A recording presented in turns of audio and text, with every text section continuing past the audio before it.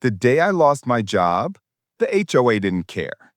But the day I made my own, they cared too much. I turned my garage into a small woodworking studio, custom shelves, planners, and desks. Orders came fast from neighbors who loved what I built.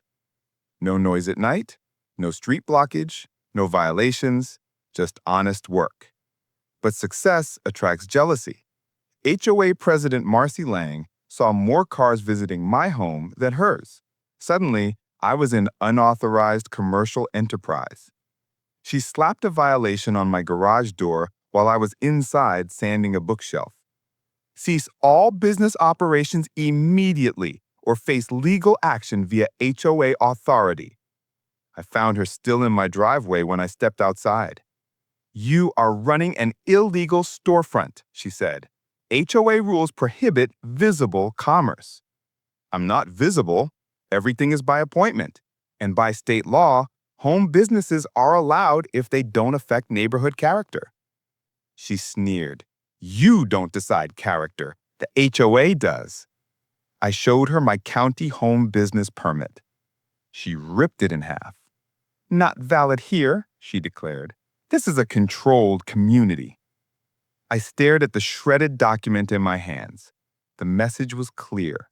She wasn't enforcing rules, she was enforcing ego. Fine. She wanted a battle? I'd bring a war. I printed every legal document supporting my rights. State Homework Act, City Zoning Allowance, non-retail designation, ADA considerations for some customers. I mailed copies to each board member. Morrissey responded with triple the violations. Parking infringement. The cars were in my own driveway. Signage rule. I had no sign. Unauthorized visitor traffic. Neighbors buying shelves apparently qualified. She wanted to drown me in paperwork, but she made one mistake.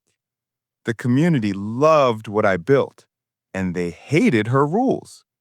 Next delivery was bigger than any shelf.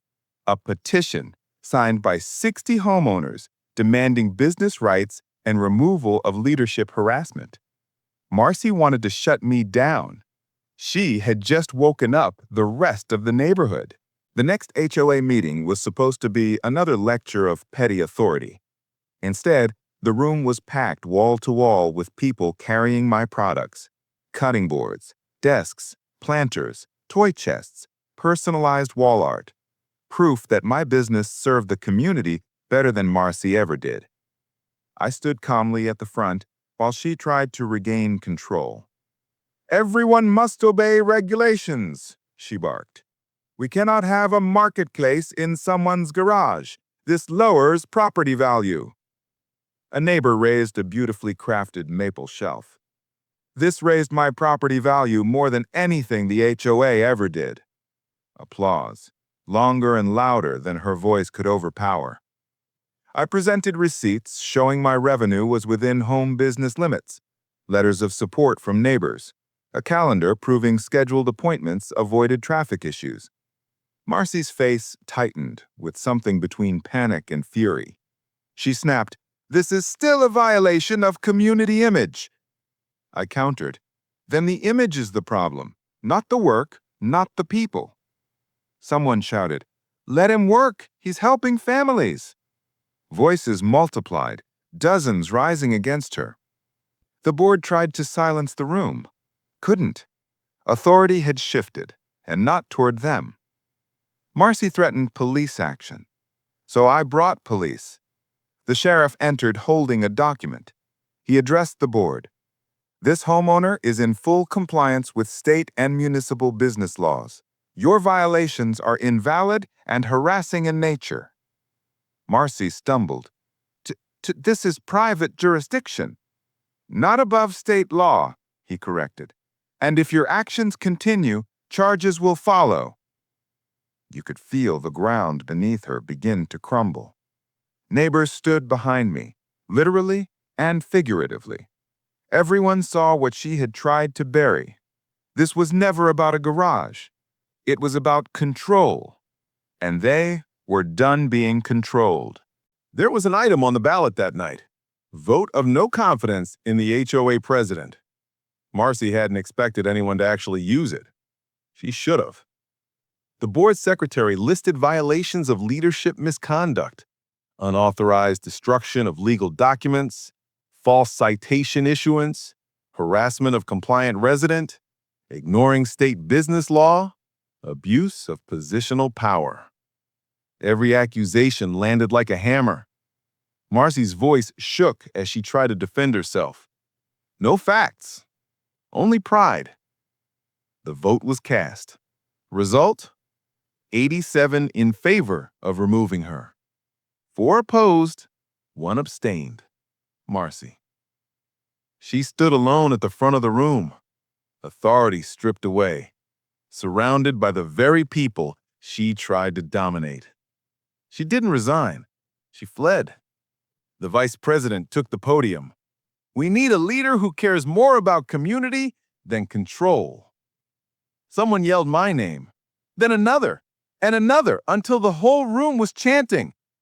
I stepped forward slowly. I didn't fight to rule anyone, I said.